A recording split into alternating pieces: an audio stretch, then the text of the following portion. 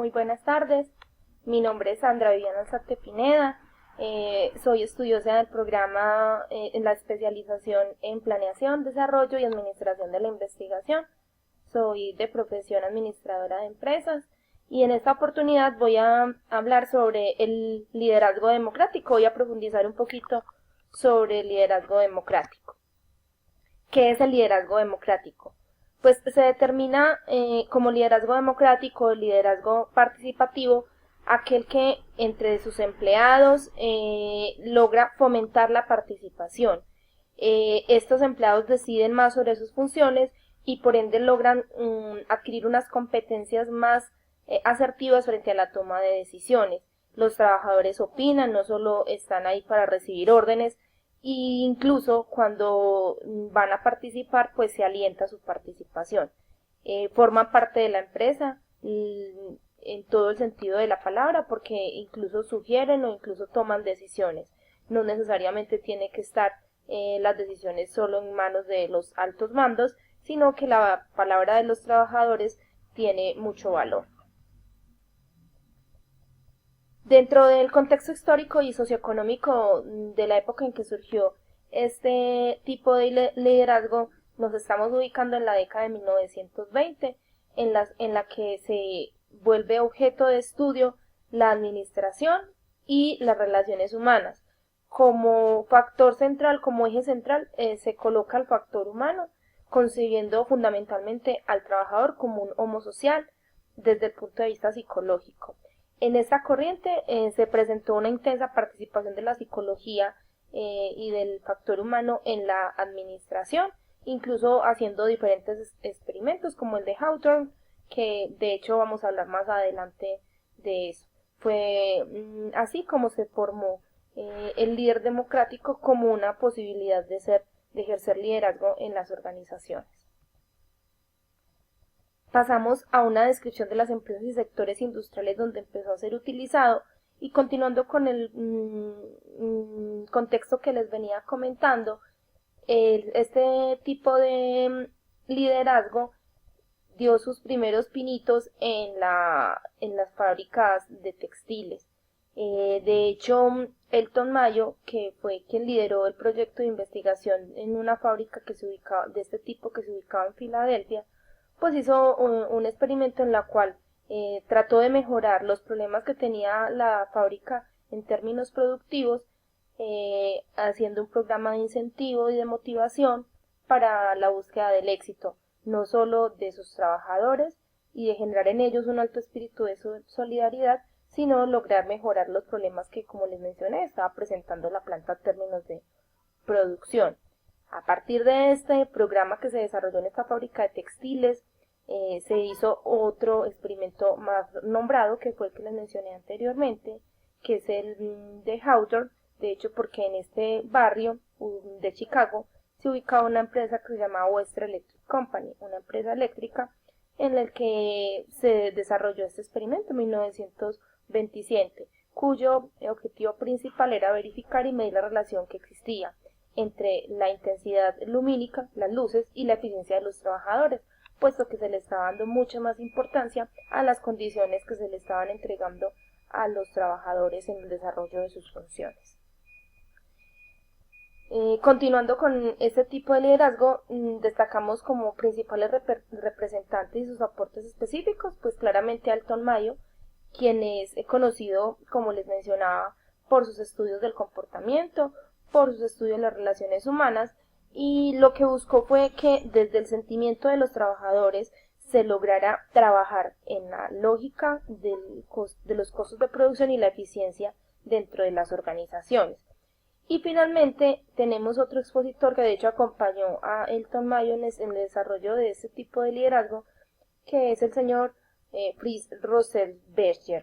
Él fue un miembro clave del equipo que estudió las relaciones laborales en este experimento de Hawthorne en la compañía eléctrica que les mencioné, y su objetivo fue identificar cómo las relaciones de las personas y las condiciones de trabajo físicas que se les estaban entregando pues afectaban positivamente a los trabajadores dentro dentro de su moral, y finalmente eso se veía reproducido en mejoras en la producción industrial. Como principales premisas o elementos fundamentales que tiene este tipo de liderazgo, podemos mencionar que siempre ofrece soluciones propuestas por los empleados que tienen las organizaciones, la participación en la cultura, y la consulta de los trabajadores es completamente normal, de hecho se fomenta, las soluciones son compartidas, el líder democrático orienta a los empleados sin necesidad de ordenarles o imponerles, agradece las sugerencias que ellos dan, en caso de que alguno de los empleados lo requiera, pues ofrece ayuda y orientación y siempre está dispuesto a acatar lo que los demás le sugieran. El grado de motivación a sus empleados es alto y aunque no delega sus funciones, porque esto es parte del líder liberal, sí está dispuesto a que opinen sobre lo que hacen.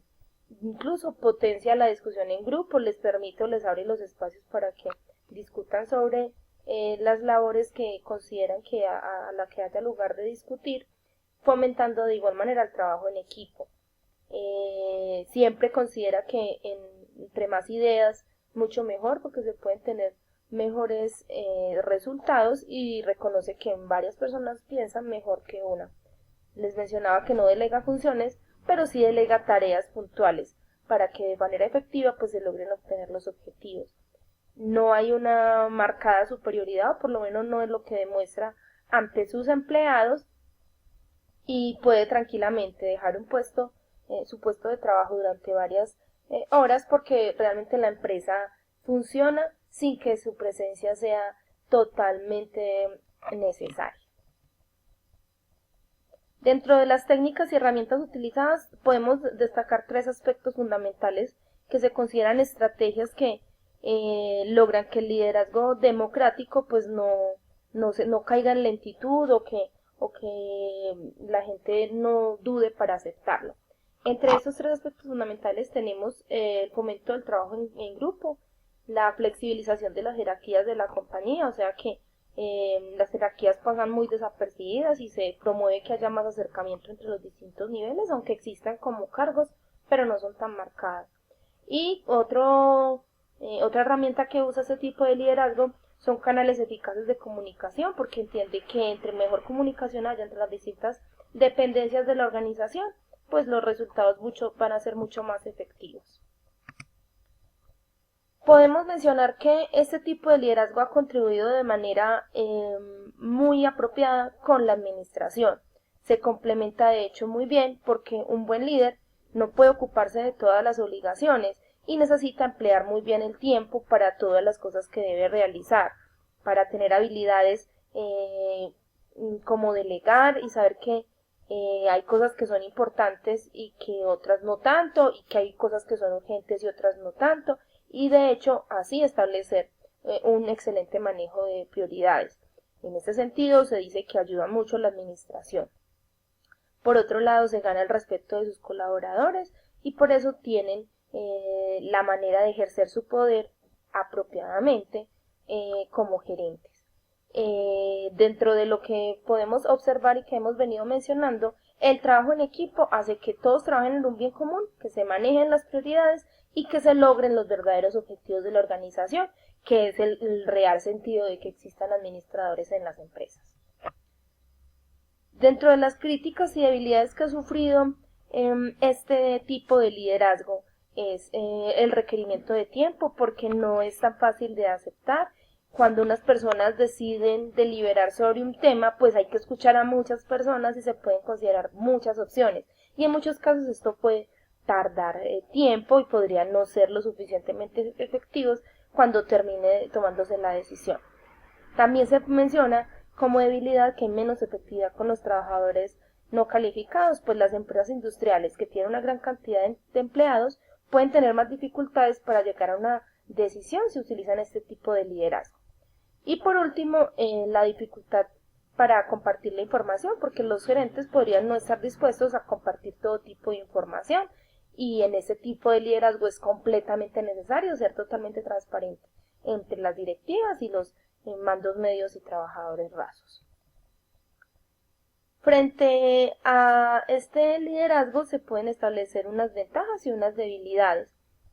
Aquí tengo enunciadas las ventajas y las debilidades. Rápidamente les diría que provoca iniciativa y mayor disposición, estimula el sentido de pertenencia, el grupo no está compitiendo, sino que se apoya para llegar al objetivo, los vínculos son bastante fuertes y el desarrollo es lo más importante dentro del equipo, más allá del resultado.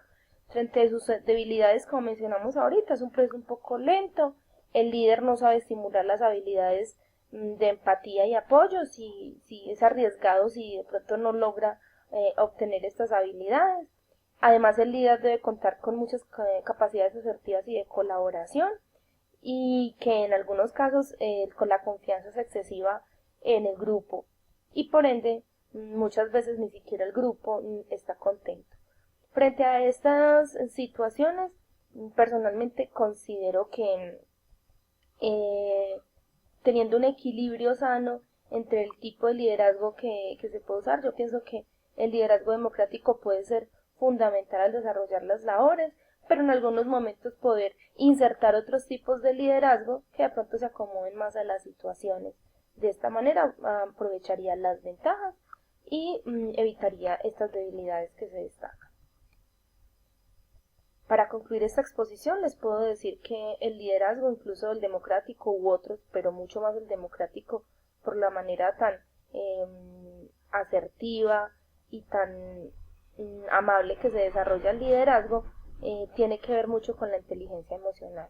Cuando una persona puede hacer uso de su inteligencia emocional, logra controlar esas emociones, tenerlas en cuenta, tener en la mano siempre las herramientas para derrumbar cualquier efecto negativo que se tenga dentro de su liderazgo y lograr finalmente que el equipo esté motivado, que haya un impacto positivo.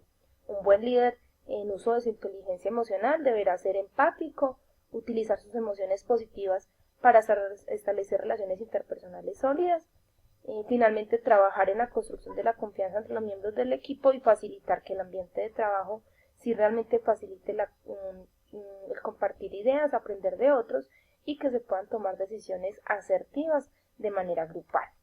Muchísimas gracias. Aquí está la bibliografía que utilicé para el desarrollo de esta presentación y les agradezco por su tiempo.